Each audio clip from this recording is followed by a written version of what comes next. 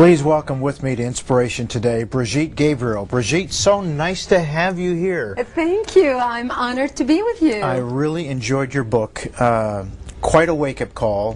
Because They Hate. We're going to be talking about this today with Brigitte. What a story. What a story of a young girl growing up in southern Lebanon when the Islamic movement came in and turned Lebanon from a Christian nation to an Islamic country. I mean, tell us a little bit what that was like. I mean, I can't imagine living in a bomb shelter for 7 years and all the things you talk about in the book. This is not just a factual expose, if you will, about why they hate and who they are and all the rest of it, but it's a personal story. Exactly. I come to the issue of terrorism from a personal perspective because of my upbringing in Lebanon. And many people do not realize that Lebanon used to be the only Christian majority country in the Middle East. Today when people watch the news and they see demonstrations by Muslims through the streets screaming death to America and death to Israel, they don't realize that Lebanon used to be a democracy, a republic very much like the United States of America. We were open-minded, we were fair, we were tolerant, we had open border policy, we welcomed everyone into our country, because the Christian majority in Lebanon, which was the fabric and the shape of Lebanese society after we got our independence from France, were based on Judeo-Christian values. They were open-minded, they were kind, they were giving. They wanted to share with the Arabic world the westernization which we had created in the heart of the Middle East.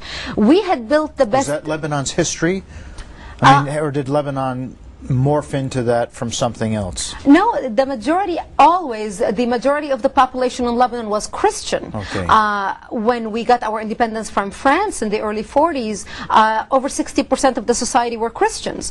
However, as the years passed by, after 20, 30 years after our independence, the Muslims, because of the way they multiply, they became the majority in the society. And this is something that now the West is waking up to, realizing that worldwide Muslims are out reproducing us 7-to-1. And I use Lebanon as the small example because in Lebanon, we Christians get married to one spouse until death do us part. Right. We have 2-3 children. From the time our kids are born, we start thinking about what education we're going to give them. Right. The Muslims, on the other hand, are allowed to marry up to 4 wives at a time. And that's not specific to the Shiite sect or to the Sunni sect. This is across the board, the Islamic law. All a Muslim man has to do to divorce his wife is say you are divorced 3 times in a row and she is divorced. That's it, pretty simple. No attorneys required, and all he has to do is wait 24 hours before he can marry another one.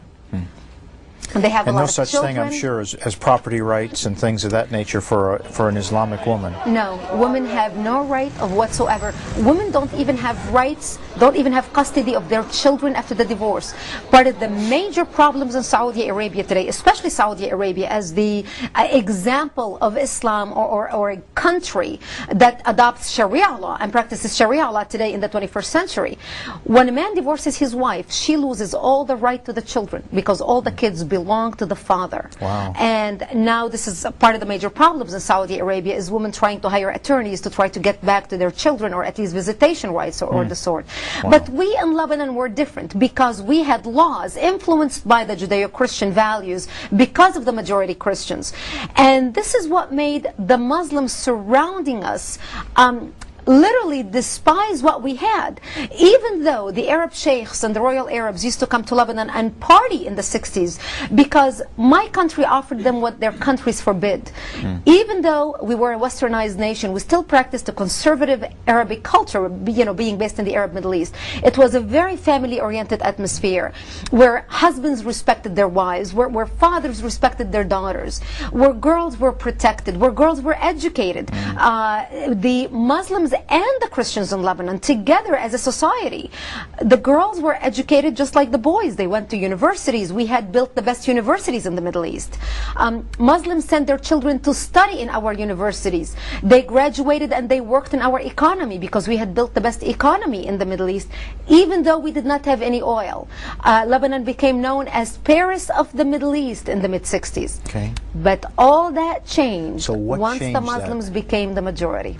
How did that happen? Are you saying it happened just by birth rate and proliferation, or was there an influx of Muslims from other countries, like refugees and things like that? The influx from other countries by the Palestinians is what tipped the scale in Lebanon. Because even though we had our problems with the Muslim communities, especially as they grew, and especially in the south where the majority of the Shiites lived, we always had the problems contained, and Lebanese democracy hung in the balance. However, with the influx of the Palestinians out of Jordan, when King Hussein kicked them out, and actually King Hussein killed more Palestinians in Black September, more than the state of Israel has killed in all its existence. We in Lebanon took the Palestinians in. We were the only country to take a third wave of Palestinian refugees because we were Christians and open-hearted and tolerant. We wanted to bring them in. And Yasser Arafat, the reason why he was kicked out of Jordan is because he was to overthrow the king and create a base from which to fight Israel, kill the Jews, and throw them into the sea. Something he was not able to do in Jordan. He failed because of the dictatorship of the king, yet he was able to come to Lebanon, use our laws, our open-mindedness, our fair, our tolerance, our open border policy, set up Hezbollah to literally topple our democracy, using our own democracy against us. Now, you were a young girl when all of this was taking place. Yes, I was 10 years old when the war began. The Palestinians came into Lebanon in 1970. By 1974, the Christians became afraid to travel because the Palestinians and the Muslims gathered their forces together, and they would set up fly-by-night checkpoints and would check cars traveling, and they would look at their IDs. And now, in this Lebanon, is in and out of Lebanon, or within the country, within cities, they would just set up fly-by-night checkpoints. So to go from one part of the city to the next, you went through checkpoints.